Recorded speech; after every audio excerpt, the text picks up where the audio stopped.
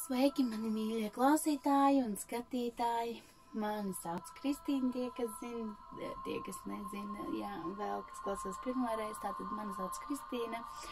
Un šis būs tātad eņģeļu terapijas kāršu salikums un taro kāršu salikums no manis vēstījums. Tātad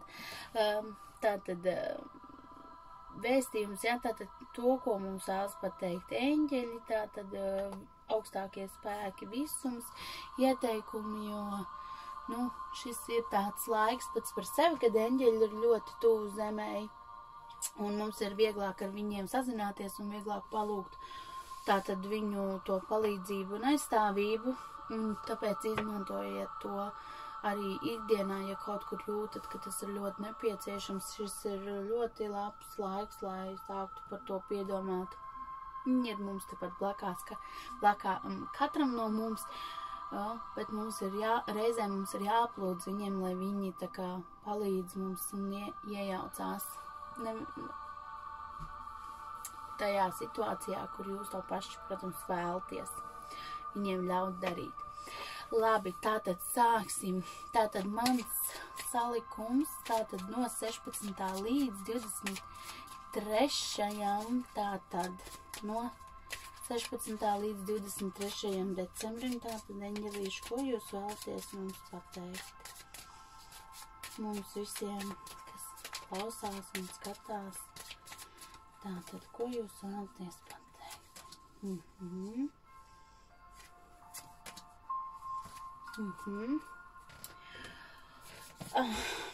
Tātad, jāpievērš ir uzmanība tātad savai sakrālajai čakrai, ja?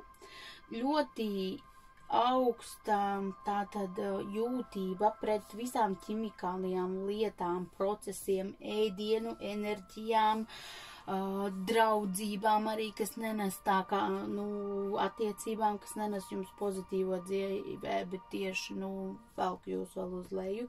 Tātad šis ir tas laiks, kad jūs to, ļoti uzņemsiet un ļoti jutīsiet to, ko jūs tā kā nevēlaties pat īstenībā, var teikt, jā, just, un tāpēc saudzējiet sevi un mēģināt sev turēt riņķī un vairāk sazināties šobrīd ar tiem cilvēkiem, kas jūs ceļ, kas uzlabo jūsu garastāvokli, kas liek jums justies labāk, brīvāk. Un jo šis ir pats par sevi diezgan smags gads šogad, jā, un arī mums šeit, jā, notiek, un tāpat ne tikai mums, bet arī citur. Un līdz ar to, tad, diezgan tātad. Tas būs viens, ko es vēlos teikt. Tātad nākamais ir par sirds čakru. Tātad, jā, ir laiks atlaist un atbloķēt tātad savu sirdi. Jāpajautā ir arcangēlim Rafēlam, lai viņš palīdz ar šīm sajūtām, jo jūs ļoti nospiež sirds rajonā, jo reizēm tā ir, ka pilnīgi liekas, ka tik ļoti spiež, tā kā kāds sēdētu virsū un viss palūdzat viņam, lai viņš palaiž šīs sajūtas, iespējams tās ir bailes, ļoti bieži baiļu enerģija, kāds aizvainojums, kāds nepatīkams atgadījums, kas jūs nospiež, tātad paļautājiet, tātad, lai šis eņģelis un tāpat jūsu sargeņģelis nāk jums palīgā un palīdz jums atlaist šīs sāpes vai bailes, lai vieglāk ir pāriet, tātad sagatavoties jaunajām vibrācijām, jā, lai celtu tās savus, jo tās vibrācijas mūs spiež uz leju un nepalīdz mums tātad saņemt pietiekami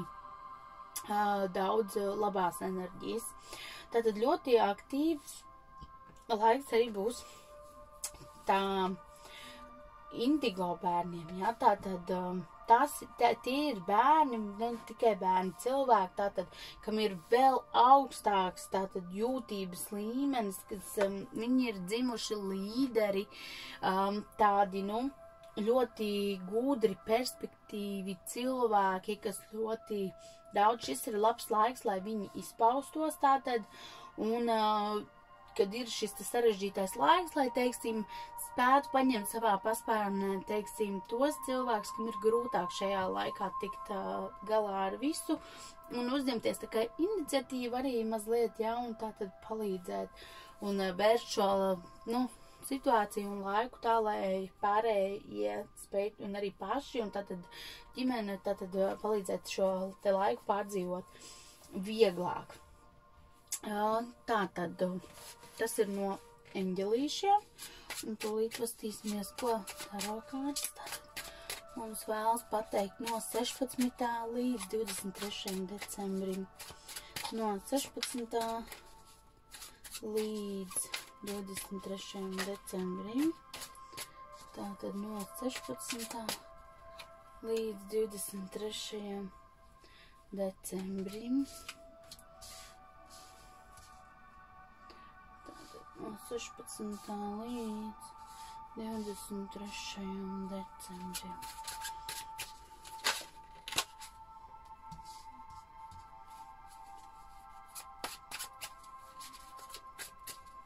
No 16.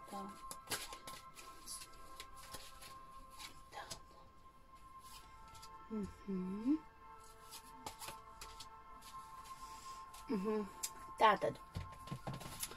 Šis ir tas laiks, jā. Tātad, kad mums ir jādomā par to, kā svētkus pavadīt mājās. Tātad svētki ģimenes lokā neliela gaidām ir. Tātad, mēs, protams, gatavojamies Ziemassvētkiem un gaidām Ziemassvētkus. Tātad ļoti aktīvi var redzēt uzreiz to, ka visi gatavosies šajā laika posmā Ziemassvētkiem, jā. Tātad svētkiem ar ģimeni, tātad sirds siltums, jā. Bet paralēli tam arī cilvēki domās, kā nopelnīt naudiņu, jā, tātad jaunas idejas, jā, tātad jaunas lietas, teiksim, jā, un citi, teiksim, uzsāks arī tādas jaunas darbības ar tādu lielu enerģiju un lielu tādu aktivitāti. Īstenībā to, kad redzu, kad darba lietās, teiksim, un visi cilvēkiem būs diezgan tāda liela aktivitāte un gribēšana strādāt, ir gaidāmi tātad arī kaut kādi, tātad uzvaras kaut kādas darba lietās, pasākumos, tātad jebkurā darbībā, tātad tam ir gaidām arī uzvara. Tas varētu būt, piemēram, darbā tagad ļoti daudz arī, tādi, tā kā svētki darbā, jā, tātad arī šis te Ziemassvētku laiks, tātad, jā, kad sveicam viens otrus kolēģus un apsveicam darbu, tātad palēnām gads iet uz beigām un varam tātad svinēt savus šīs te darba augļus.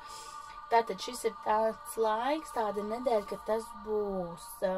Vēl ir jāskatās to, ka šobrīd ļoti apkārt izpaudīsies arī cilvēki, diemžēl, kas ir diezgan viltīgi, tātad ne tikai pat viltīgi, bet tādi, kas mēģinās izmantot šos te situāciju savā labā.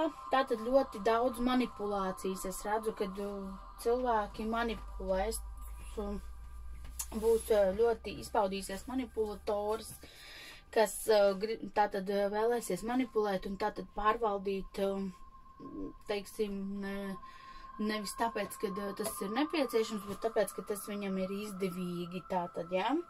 Un redzu arī to, ka cilvēkiem ir tā kā atjaunosies enerģija, būs tā kā spēks, jā, atgriezīsies spēks un būs nepieciešams arī liels spēks, bet es redzu, ka cilvēkiem tas būs.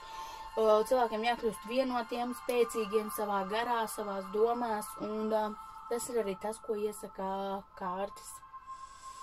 Tātad, tas ir arī tas, ko mums iesaka kārtas, tātad domāsim par naudiņu, bet redzu, ka būs tātad arī naudiņa ienāks, tā kā naudiņa būs, tā kā, teiksim, par naudu es neredzu, kad šajā laikā būs tāds, ļoti liels par laimi tādas krasas, tā kā, kaut kādas iespējas būs, kaut ko mēģinās. Tas ir par šo te, tātad, nedēļu līdz, tātad, jauns iespējas, kā nopelnīt cilvēki domās. Tātad, esam spēka pilni, tātad, jā, un rodam sevi gan iekšējo spēku, gan ārējo spēku, jo, ja mums nav iekšējais spēks, tad nav arī ārējais. Domājam šajā laikā vairāk par to, ko mēs varam izdarīt. Tātad, labu, kā mēs varam ieguldīt savu enerģiju tā, lai tas nestu augļus vēlāk, tātad arī ienākums. Un domājam arī par šo te svētku sajūtu un gaidam svētkus. Tas arī šodien no manis būs viss. Tātad šajā izlikumā, ja? Tātad skatīsimies tālāk pēc tam jau uz priekšu, kā nāks arī līdz gada beigām. Un skatīsimies arī varbūt ar visu pārējo, kā būs ar konkursiem un visu. Un galvenais, ko es jums vēlos novēlēt, tas ir miers. Turieties pie tā, kad mums ir nepieciešams miers un jāsaglabā miers, lai kāda būtu situācija šeit vai citur pasaulē. Mums ir jāsaglabā tas miers, jo līdz ko pasaulē rodas haus un mūsos pašos iekšā rodas haus, mēs esam disbalansā un mēģinām sabalansēt un domāt par to pozitīvo, par šo te brīnišķīgo laiku, kad ir tas Ziemassvētku laiks, eņģeļu laiks, ticības laiks un ticēsim paši sev, ticēsim saviem spēkiem. Un tad jau arī pārējais mums viss izdosies. Paldies jums, ka jūs man klausījāties un skatījāties. Un tiksimies tad jau nākamā izlikumā tieši pirms Ziemassvētkiem. Es domāju, ka es dalīšu mazliet savādāk, kad es likšu izlikumu tieši Ziemassvētkiem, jā, tātad. Un tad jau pēc tam skatīsimies, kā sanāks tālāk. Paldies jums, mani mīļie. Un tā, līdz nākamajai reizei.